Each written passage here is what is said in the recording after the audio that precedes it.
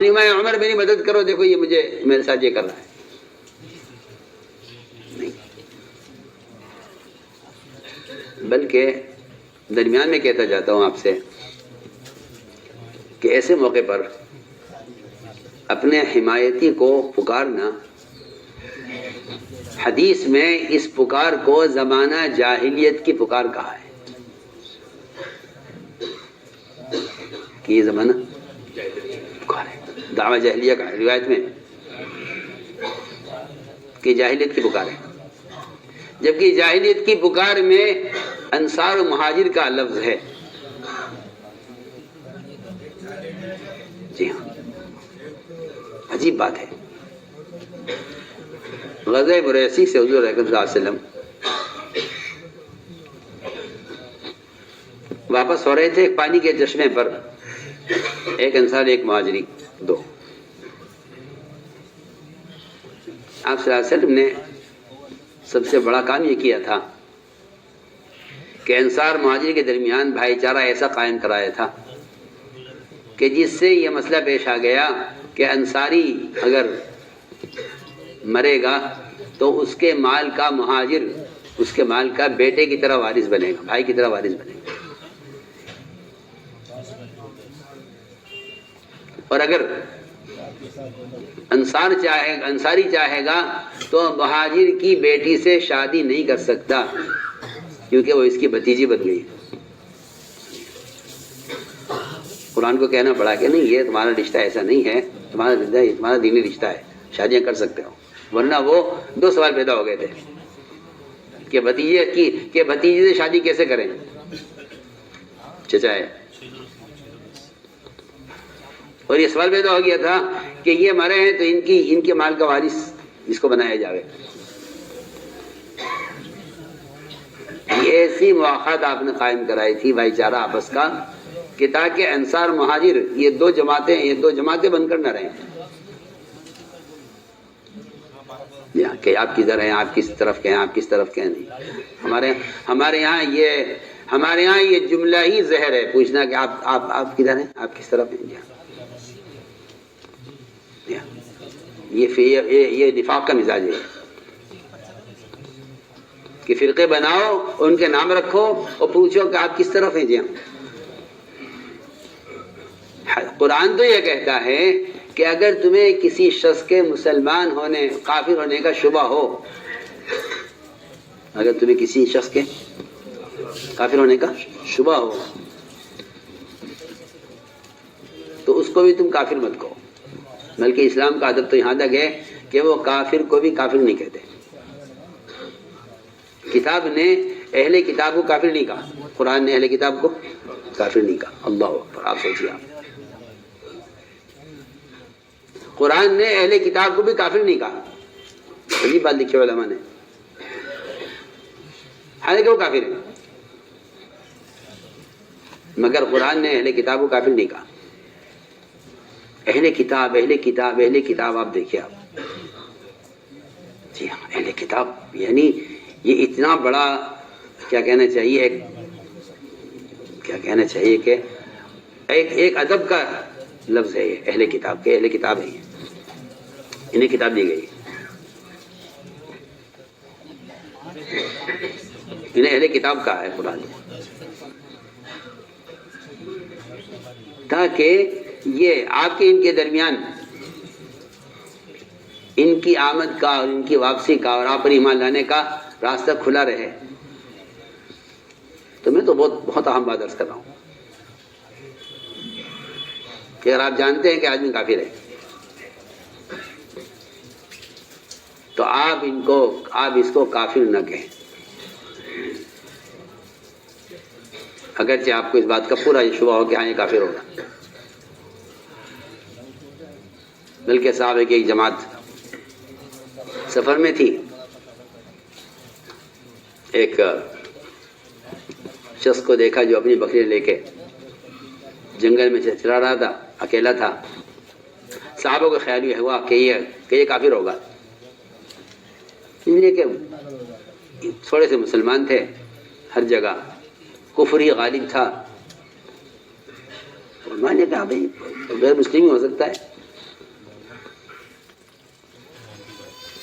جب صحابہ نے ارادہ کیا اس پر حملہ کر کے اس کی بکریوں کو مال غنیمت بنانے کا، تو اس نے کہا صحابہ سے السلام علیکم، سلام کیا اس نے سلام کیا. سنو بہت سب کو سننے کی بات ہے، اس نے سلام کیا.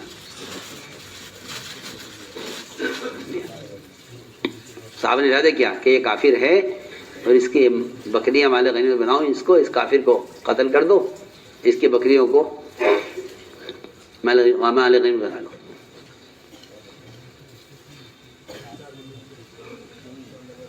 تو جیسے اس پر حملہ کرنے لگے اس کے اوپر، تو اس نے کہا صحابہ سے السلام علیکم. صحابہ نے کہا او یہ سلام جو اس وقت کا ہے اس کا، یہ اپنی بکریوں کو بچانے کے لیے اس نے سلام کیا ہے کہ میں تو مسلمان ہوں، میں تو مسلمان ہوں. کہ دیکھیے آپ صحابہ، غلطی یہ ہوئی کہ اس کے سلام کو انہوں نے بجائے اسلام کا سلام سمجھنے کے اپنی بکریوں کی حفاظت کا سلام سمجھا. یہ غلطی ہوئی.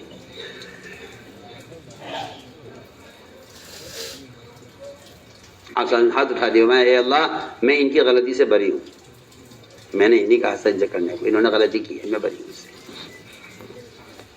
عجیب ہے روایتیں یہ پڑھنے کی ہیں. اے اللہ خالد ان کے ساتھ میں جو کچھ کیا ہے میں اس سے بری ہوں. اللہ نے فرمایا کہ تم سے ایک آدمی کہتا ہے السلام علیکم، تم جواب میں کہتے ہو کہ تو کافر ہے. سنیے آپ،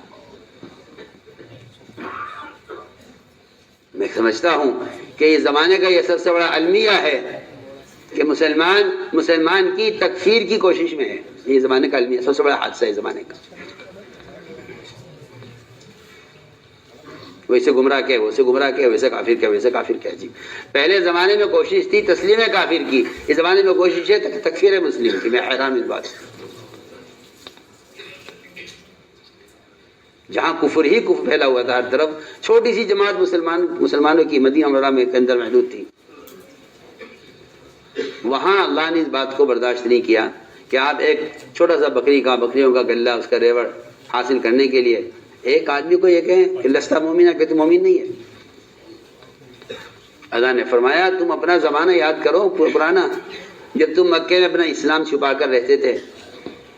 جی ہاں، اور کافروں کے عذاب سے بچنے کے لیے تم اپنے آپ کو کافر ظاہر کرتے تھے. آج اگر تم سے ایک مسلمان تم سے کہہ رہا ہے السلام علیکم، تم کہتے ہو کہ تم مسلمان نہیں ہے. آپ سوچیے آپ.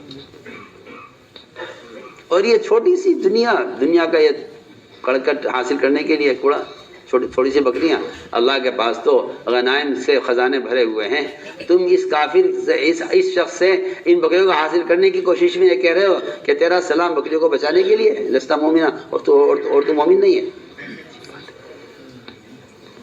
میں ایک مثال آپ سے عرض کر رہا ہوں. یہ اسلام کی وسعت مزاجی یہ ہے. اتنا وسیع دماغ، اتنا وسیع دل لے کر چلنا پڑے گا اس کام کو کرنے کے لیے، ورنہ فرقے بنیں گے.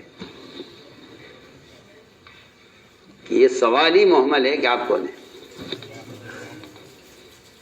یہ سوال تو مذاہب اربعہ جو حق ہیں اس میں بھی یہ سوال محمل سوال ہے کہ آپ کس مذہب کے آدمی ہیں، شافعی ہیں، حنفی ہیں، حنبلی ہیں، مالکی ہیں، کون ہیں آپ. یہ سوال محمل ہے. سنیے میں کیا کہہ رہا ہوں. پھر مسلمان اپنے مذہب اور اپنے عقیدے اور اپنے خیال کے لوگوں سے پوچھے کہ آپ کس طرف ہیں. کیا بات ہے.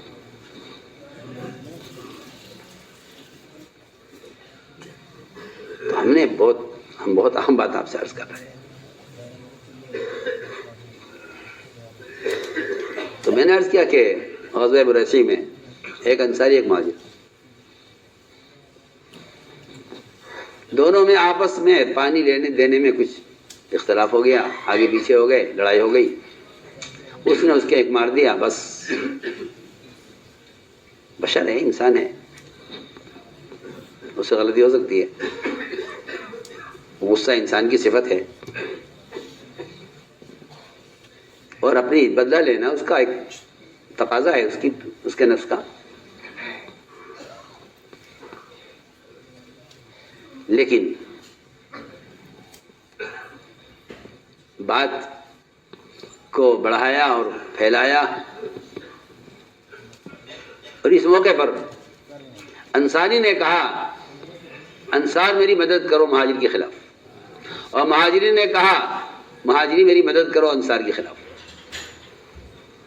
تو آپ نے فرمایا کہ یہ جو میں آواز سن رہا ہوں ان دونوں کی, دیکھو عجیب بات, میں جو آواز سن رہا ہوں ان دونوں کی, یہ زمانہ جاہلیت کی آواز ہے اور یہ بدبودار لفظ ہے. سنیے آپ, یہ بدبودار لفظ ہے, بدبودار لفظ فرمایا اس کو روایت میں, بدبودار لفظ ہے کہ انہوں نے اپنے حمایتی کو بلایا, اپنے حمایتی کو بلایا. فرمایا کہ یہ زمانہ جاہلیت کی پکار ہے اور یہ بدبودار لفظ ہے. جبکہ یہی لفظ آپ صلی اللہ علیہ وسلم نے احد میں پکارا ہے, یا الانصار یا المہاجرین. آپ نے پکارا دین کی مدد کے لیے تو یہ لفظ محبوب ہو گیا, انہوں نے پکارا اپنی مدد کے لیے تو یہ لفظ بدبودار ہو گیا. وہی ایک لفظ ہے, یہاں بھی ہے وہاں بھی ہے. انہوں نے پکارا اپنی مدد کے لیے, اپنے فرقے کو, اپنے طبقے کو. آپ نے پکارا انصار و مہاجرین کو دین کی مقصد کے لیے,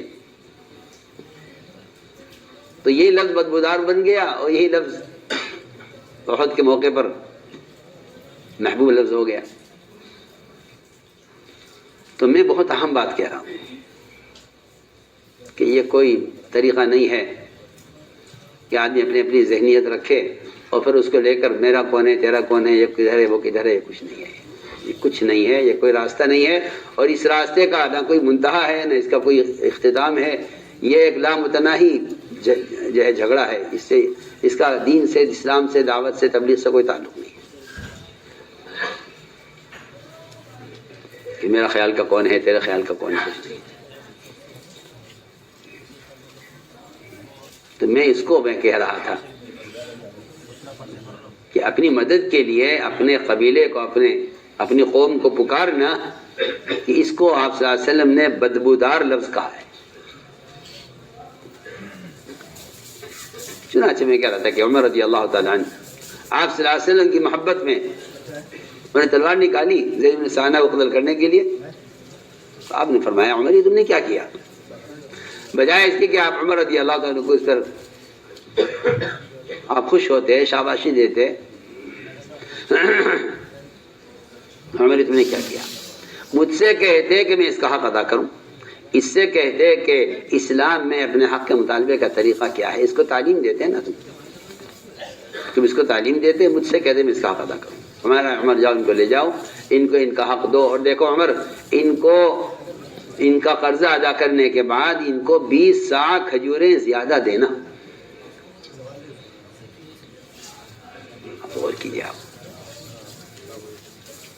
یہ نہیں فرمایا کہ اسے کم دینے سے زیادتی کی ہے, تو جس کا حق ہے وہ اس کو دو, اور پھر حق دینے کے بعد, اس کا قرضہ ادا کرنے کے بعد اس کو 20 صاع کھجوریں زیادہ دینا.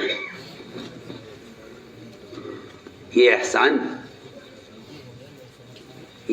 یہ بتانے کے لیے تھا کہ ہمارے ہاں احسان کا کمال یہ نہیں ہے کہ اپنے محسن پہ احسان کریں. ہمارا احسان کا کمال یہ ہے کہ ہم ستانے والوں پر احسان کرتے ہیں. اور واقعی احسان کا کمال یہی ہے. احسان کا کمال یہ ہے کیونکہ احسان کے 3 درجے ہیں. ادنا گھٹیا درجہ یہ ہے کہ آپ اپنے محسن پہ احسان کریں, اپنے محسن پہ احسان کریں. یہ احسان کا سب سے ادنا درجہ ہے, کیونکہ وہ آپ کے ذمہ ایک حق واجب ہے جو آپ کو ادا کرنا چاہیے. احسان کا ادنا درجہ یہ ہے کہ آپ اپنے احسان کرنے والوں پر احسان کریں. احسان کا درمیانہ درجہ یہ ہے کہ آپ اجنبی لوگوں پر احسان کریں, کیونکہ آپ جانتے نہیں ہیں. احسان کا ادنا درمیانہ درجہ یہ ہے کہ آپ اپنے اجنبی لوگوں پر جن کو آپ پہچانتے نہیں جانتے ان پر آپ احسان کریں. اور احسان کا اعلیٰ درجہ یہ ہے کہ آپ ستانے والوں پر احسان کریں. یہ آپ صلی اللہ علیہ وسلم کے احسان کا جو جس مقام پر آپ ہیں احسان کے، وہ احسان کا درجہ یہ ہے. آپ ستانے والوں پر احسان کریں، ستانے والوں پر احسان، ستانے والوں پر احسان. جی آپ غور کریں، آپ صلی اللہ علیہ وسلم کو جو نکالا تھا مکہ مکرمہ سے، آپ چاہتے تو ان سے پورا انتقام لیتے، بلکہ وہ اس سے بات سے ڈرے ہوئے تھے کہ آج محمد ہم سے پچھلے سارے زمانے کا ہم سے انتقام لیں گے. لیکن آپ صلی اللہ علیہ وسلم نے، ایک تھے عثمان ابن طلحہ، اتنے سخت تھے وہ آپ کے خلاف کہ آپ صلی اللہ علیہ وسلم نے مکہ مکرمہ میں عثمان بن طلحہ سے کہا کہ عثمان میں بیت اللہ کی زیارت کرنا چاہتا ہوں، مجھے چابی دے. میں نہیں، چابی نہیں ملے. کہا اچھا تم کھول دو، میں بیت اللہ پہ عبادت کرنا چاہتا ہوں. عثمان نے کہا کہ نہیں، آپ کو نہ چابی ملے گی، نہ بیت اللہ کھولیں گے. سب منع کر دیا. اختیار ان کے ہاتھ میں تھا. تو ہم میں عثمان اس دن کیا ہوگا جب چابی بیت اللہ کی ہمارے ہاتھ میں ہوگی، ہم جس کو چاہیں گے دیں گے. اس لیے کہ داعی کی جو نظر ہوتی ہے وہ نتیجے پر ہوتی ہے. وہ حالات، موجودہ حالات کو نہیں دیکھتا کہ موجودہ حالات کیا ہیں، موجودہ حالات کیا ہیں، بالکل نہیں. اس سے میری بات یاد رکھنا، حالات کی حیثیت خوابوں سے زیادہ نہیں ہے. حالات کی حیثیت خوابوں سے ایسے گزریں گے حالات جس طرح آدمی خواب دیکھ کر بھول جاتا ہے. جی ہاں، حالات کی حیثیت خوابوں سے زیادہ نہیں ہے، اور حالات کی حیثیت ایک درخت کے سائے سے زیادہ نہیں ہے. یہ زائل ہو کر رہے گا. کوئی سائے اپنی حالت پر باقی نہیں رہتا. جی ہاں، لوگ حالات سے متاثر ہو کر غلط فیصلے کر لیتے ہیں کیونکہ ان کی نظر نتیجے پر نہیں ہوتی.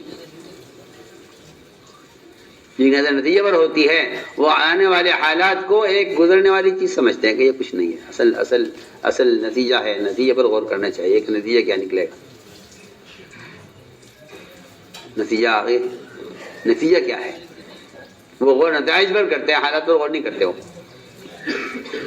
وہ حالات ان پہ گزر جاتے ہیں. ہم فرماتے تھے کہ جو اذیتیں تمہیں اس راستے میں پیش آئیں اس کو انبیاء کی اذیتوں میں تلاش کرتے رہا کرو تو تمہیں استقامت باقی رہے گی. اور اگر تم نے ان کو تلاش نہ کیا تو یہ حالات اتنا جلد تمہارا قدم اکھاڑ دیں گے اس سے کہ تم کہو گے نہیں، ہم تو چل سکتے ہیں، اگر ہمیں اذیت پیش نہ آئے تو ہم چل سکتے ہیں. فرمایا کہ نہیں، جو اذیت پیش آئے اس کو انبیاء کی اذیتوں میں تلاش کیا کرو، اور تلاشی نہ کیا کرو صرف، بلکہ اس اذیت پر صبر کیا کرو اور سمجھ جایا کرو. اس لیے کہ جن لوگوں کا آپریشن ہوتا ہے وہ تکلیف ہوتی ہے، وہ سخت تکلیف ہوتی ہے، اور وہ آپریشن کی تکلیف، بعض آپریشن ایسے ہوتے ہیں کہ اس کی تکلیف مدت تک باقی رہتی ہے. لیکن وہ اس تکلیف کے باوجود بار بار ڈاکٹر صاحب کا شکریہ ادا کرتے ہیں. ڈاکٹر صاحب آپ کو اللہ جزائے خیر دے کہ آپ نے یہ آپریشن کر دیا. اس اذیت تکلیف میں ڈاکٹر کا شکریہ ادا کرتا ہے، اور اللہ تعالیٰ اس کی ترقی کے لیے یا اس کی تربیت کے لیے اس پہ کوئی حال لے آئے تو یہ شکایت کرتا ہے. بتائیے، سوچنے کی بات ہے.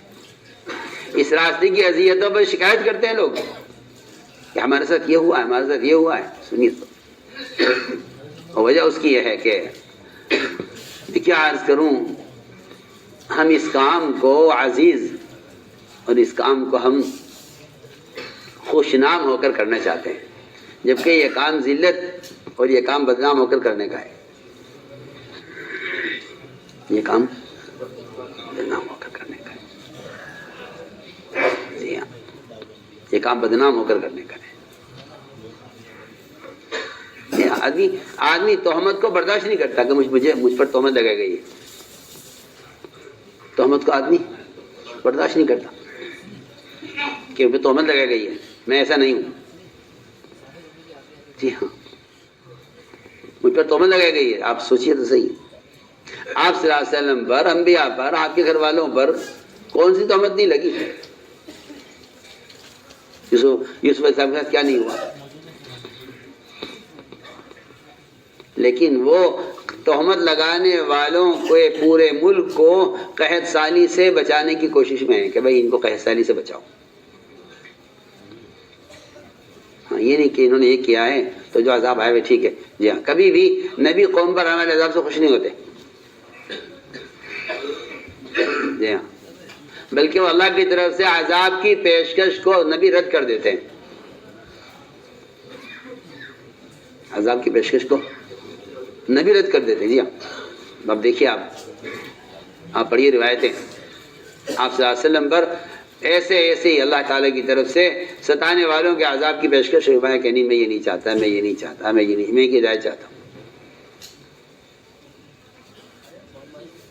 تو میرے دوستوں، عزیز و بزرگوں، میں نے عرض کیا کہ تین درجے صبر کے ہیں. ایک صبر کا درجہ یہ ہے، سب سے ادنا گھٹیا، سب سے کم تر احسان یہ ہے کہ آپ احسان کو پر احسان کریں. دوسرا درجہ یہ ہے کہ آپ عجیب لوگوں پر احسان کریں. اعلیٰ درجہ یہ ہے کہ آپ ستانے والوں پر احسان کریں. تو زید بن عثمان بن طلحہ نے جب آپ کو چابی نہیں دی، ہمیں کہا عثمان اس دن کیا ہوگا جب چابی ہمارے ہاتھ میں ہوگی، ہم تمہیں دیں گے، ہم جس کو چاہیں گے دیں گے. فتح مکہ کے موقع پر چابی آپ کے ہاتھ میں تھی، کفار سب ڈرے ہوئے تھے کہ دیکھو آج کیا ہوگا. آپ نے چابی ہاتھ میں آتی فرمایا عثمان کا ان کو بلاؤ. فرمایا عثمان لو یہ چابی لو اور آئندہ تمہاری پاس رہے گی. تم نے تو ہمیں اس دن نہیں مگر آج ہم تمہیں دیتے ہیں. انتقام نہیں، انتقام نہیں. سنیے، آپ نے چابی ان کے ہاتھ میں دی جنہوں نے آپ کے لیے بیت اللہ کو نہیں کھولا تھا. تو میں بہت اہم بات کر رہا ہوں کہ انتقام نہیں بلکہ احسان. ستانے والوں اذیت کے بدلے میں احسان، یہ اعلیٰ درجہ ہے. یہ احسان کا اعلیٰ درجہ ہے کہ اذیت کے بدلے میں احسان. چنانچہ زید بن ثانیہ نے جب یہ دیکھا کہ مجھ پر یہ احسان بھی کیا جا رہا ہے، میرا حق بھی پورا وقت سے پہلے میرا حق ادا کیا جا رہا ہے، ابھی 3 دن باقی ہیں، قرض کیا جائے گی. زید بن ثانیہ نے کہا کہ عمر تم گواہ رہے نا، میں مان گیا ہوں کہ یہ اللہ کے نبی ہے. عمر تم گواہ رہنا.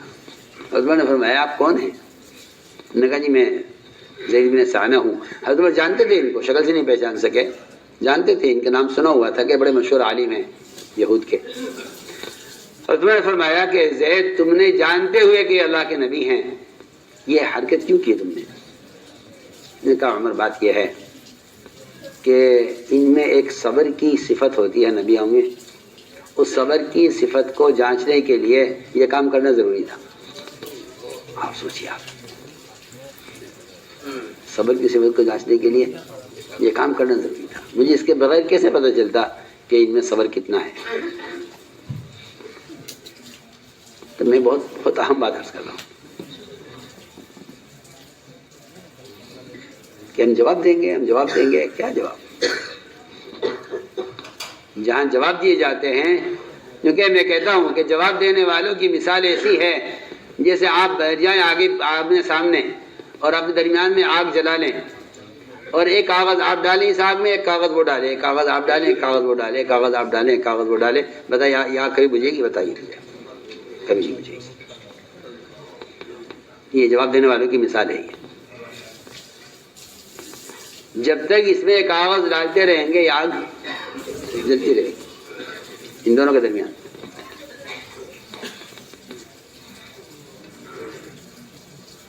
اس لیے کہ جو شخص اپنی طاقت کو ملائکہ کی طاقت سے زیادہ سمجھتا ہے وہ جواب دینا ضروری سمجھتا ہے. اپنی طاقت کو جواب دینے کے تقاضا اس کو بھائی ہم آپ کے بات کا جواب دیں گے. وہ جواب اس لیے دینا چاہتا ہے یہ کہ اسے ملائکہ کی غیبی طاقت کا کوئی یقین نہیں ہے، یہ اپنی طاقت کو ملائکہ کی طاقت سے زیادہ سمجھتا ہے. ورنہ بالکل میں جو کہہ رہا ہوں روایت کے مطابق کہہ رہا ہوں.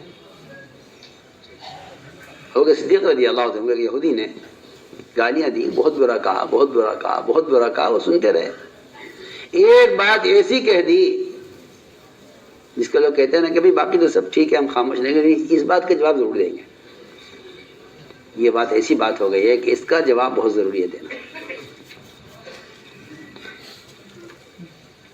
اس کا جواب دینا بہت ضروری ہے.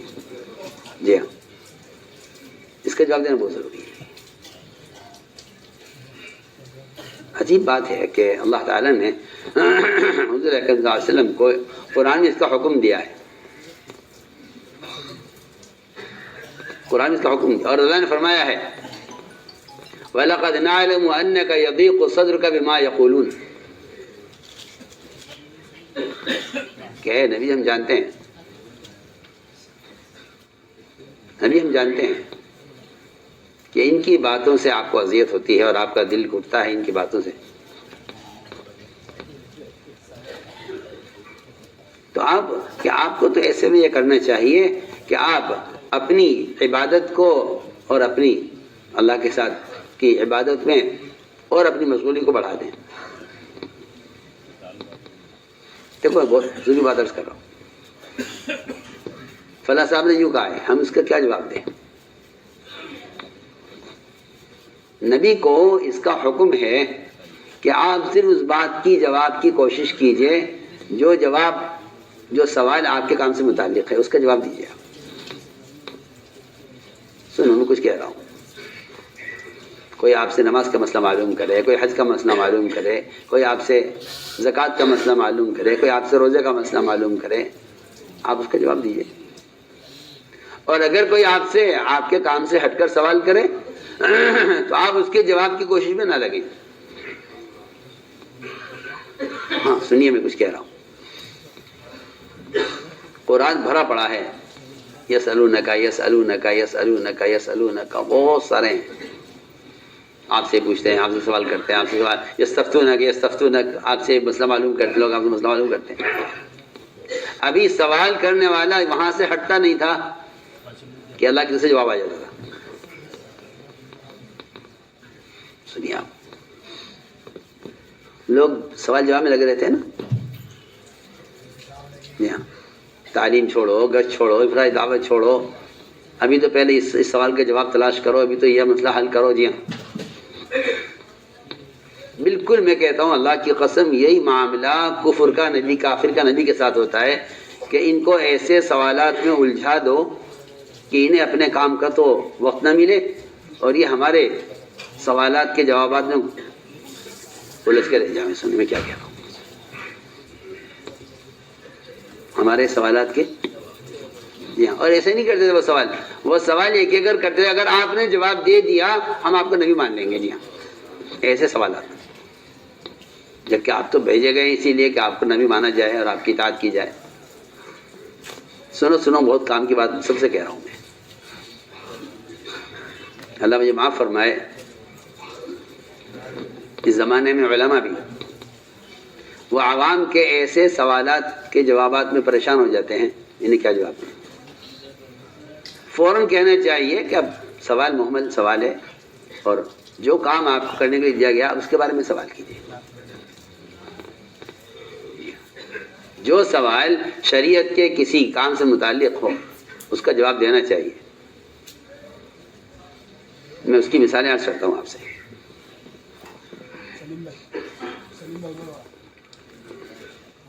یہود اور کفار آپس میں ملے اور کہا کہ چلو نبی جا کر سوالات کریں گے اور کہیں گے کہ اگر آپ جواب دیں تو آپ کا نبی مان لیں گے. دیکھتے ہیں معلوم ہے یا نہیں. آ کر سوال کیا کہ یہ بتائیے ذوالقرنین کون تھے، اصحاب کہف کا قصہ کیا ہے. حالانکہ سب واقعات حق ہیں، یقینی ہیں، لیکن نبی کا یہ مقصد نہیں ہے نا. آ کر سوال کیا، آپ کو اس کا علم نہیں تھا، آپ پریشان ہو گئے کہ انہیں کیسے جواب دوں، مجھے تو معلوم نہیں ہے۔ آپ نے فرمایا کہ میں کل بتاؤں گا، اور خیال یہ تھا کہ جبریل آئیں گے، ان سے کہوں گا اللہ سے پوچھ کے بتائیں۔ اللہ نے فرمایا نبی جی، اور یہ عجیب بات ہے کہ ان سوالات کے جوابات 1 مہینے کے بعد آئے، 1 مہینے کے بعد۔ کب آئے؟ 1 مہینے کے بعد۔ بعض باتیں 15 دن ملتا ہے، بعد میں 1 مہینہ ملتا ہے۔ سنیے نا، یہ ایک تنبیہ ہے آپ کو، اس کا جواب نہیں آیا، 1 مہینے تک جواب نہیں آیا، اور 1 مہینے بعد یہ جواب آیا کہ آپ نے یہ کیوں کہا تھا کہ میں کل بتا دوں گا، انشاءاللہ کیوں نہیں کہا؟ اور دوسری بات یہ ہے کہ آپ کو ایسے سوالات کو الجھنے کی ضرورت نہیں ہے، آپ کو جس کام کے لیے بھیجا گیا ہے آپ اپنی بات کیجیے، اور ان کے سوال کے جواب کی کوشش میں آپ اس سے پوچھیں اس سے پوچھیں، اس کی کوئی ضرورت نہیں ہے۔ تو میں نے عرض کیا کہ لوگ سوالات کرتے ہیں، یہ سوال ہے جی، یہ سوال ہے، یہ سوال ہے۔ حدیث میں آتا ہے کہ پچھلی امتیں جو ہلاک ہوئی ہیں وہ انبیاء سے کثرت سوالات کی وجہ سے ہلاک ہوئی ہیں، پچھلی قومیں جو ہلاک ہوئی ہیں انہوں نے سوالات کی بھرمار کیا نبی سے، اس لیے فرمایا کہ آپ صرف اس بات کے بارے میں پوچھئے نبی سے جس کے کرنے کا نبی نے آپ کو حکم دیا ہے۔ جی ہاں، دعونی ما ترکتکم کا مطلب ہی یہی ہے۔ میں علماء سے بھی عرض کرتا ہوں، عوام سے بھی عرض کرتا ہوں کہ آپ یہ دیکھیے کہ سائل کا جو سوال ہے وہ کسی فریض سے متعلق ہے، کسی عمل سے متعلق ہے تو جواب دیجیے، اور اگر اس کا میں تو آپ کے کہاں تک عرض کروں، قیامت جس کا قائم ہونا حق ہے، جس کی علامت حدیث میں ہے، صحابی نے سوال کیا قیامت کب قائم ہوگی، تو بجائے علامتیں بتانے کے فرمایا یہ بتاؤ تم نے تیاری کیا کر رکھی ہے۔ جی ہاں، وہ سوال کر رہے قیامت کے قائم ہونے کی علامتوں کے بارے میں، اور آپ کا جواب یہ ہے ما عددت لها۔ جی ہاں، کیونکہ قرآن یہ کہتا ہے کہ قیامت کی جلدی کافروں کو ہے۔ قیامت کی جلدی کافروں کو قیامت کی جلدی ہے، جس تاجر بھی الذین لا یؤمنون بها، جنہیں قیامت پر جن کا ایمان نہیں ہے ان کو قیامت کی جلدی ہے۔ وہ پوچھتے ہیں محمد قیامت کب قائم ہوگی، قیامت کب قائم ہوگی؟ نہیں، تو میں عرض کر رہا ہوں کہ بہت سی ایسی چیزیں ہیں، اور اب تو یہ ایسے گندے موبائل چل گئے ہیں جس کا کوئی نہ کوئی علم کا اس سے کوئی تعلق ہے نہ کچھ ہے۔ جی ہاں، بےہودہ سوالات، بےہودہ جوابات، اسی میں لوگ الجھے رہتے ہیں۔ تعلیم اور تعلم کا تو جو مسنون طریقہ تھا وہ تو ختم ہو رہا ہے، وہ میں آپ سے کھل کر کہتا ہوں۔ ان حالات نے تعلیم کی شرائط کو ختم کر دیا ہے، جس کو صحبت اور جس کو جو ہے علماء کی مجالس کہا جاتا تھا، وہ ختم ہو رہی ہے، وہ ختم ہو رہی ہے۔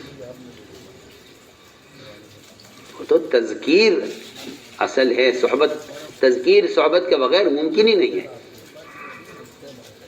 تذکیر صحبت کے بغیر ممکن ہی نہیں ہے۔ آپ جتنے چاہے جواز کی شکلیں نکال لیں، لیکن یہ ایک تماشا ہے جس کا انجام جب لوگوں کے سامنے آئے گا اور اسے بھگتیں گے تب پتہ چلے گا ان کو۔